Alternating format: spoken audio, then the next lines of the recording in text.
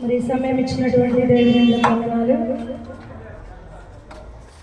ఈ యొక్క సమయంలో మరి క్రిస్మస్ శుభాకాంక్షలు తెలియజేయడానికి మా యొక్క ప్రియులు మరి సిస్టర్ సుష్మా కుటుంబానికి దేవుడు నడిపించిన జయలక్ష్మి కుటుంబానికి దేవుడు నడిపించినటువంటి విధానాన్ని బట్టి దేవాది దేవునికి ఎంతగానో వందనాలు తెలియజేస్తున్నాను.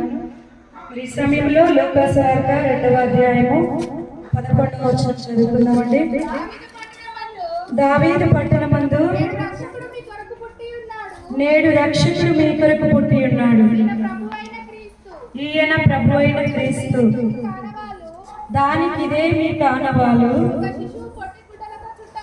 ఒక శిశువు పొట్టె గుడ్డలతో చుట్టబడి యొక్క తొట్టిలో పట్టుకుని ఉండటం మీరు చూచుదరని వారితో చెప్పెను. వెంటనే పరలోక సైన్య సమూహము ఆ దూతతో కూడా నుండి సర్వోన్నతమైన స్థలములలో దేవునికి మహిమయు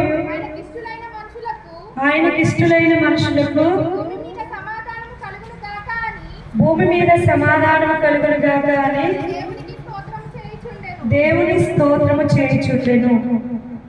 మరి ప్రభు అయినటువంటి యేసుక్రీస్తు మరి యొక్క 2024 సంవత్సరములకు పూర్వమే మరి ఆయన ఈ లోకంలో జన్మిస్తూ వచ్చాడు.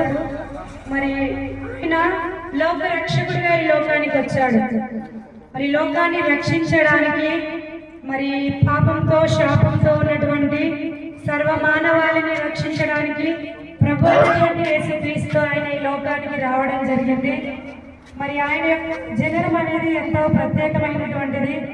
ఈ భూమి మీద ఉన్నటువంటి వారందరూ కూడా దేవుళ్ళను బట్టినటువంటి వారు మరి అందరూ కూడా ప్రతి ఒక్కరు కూడా మరి పురుష సంతానం కానీ కేవలం ప్రభు అయినటువంటి యేసుక్రీస్తు మాత్రమే ఆయన స్త్రీ సంతానంగా కన్య మరియ గర్భాన మరి ఎవ్వరు కూడా జన్మించలేదు.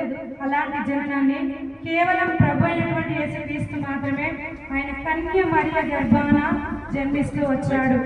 మరి ఆ యొక్క సంతోషకరమైనటువంటి సువార్తమానం అనేది దూత ద్వారా మొదటగా ఎవరికి చెప్పబడింది అంటే గొర్రెల కాపరులకు చెప్పబడింది. ఆ యొక్క గొర్రెల కాపరులు మరి అది విన్నప్పుడు ఎంతోగానో ఆశ్చర్యపడ్డారు.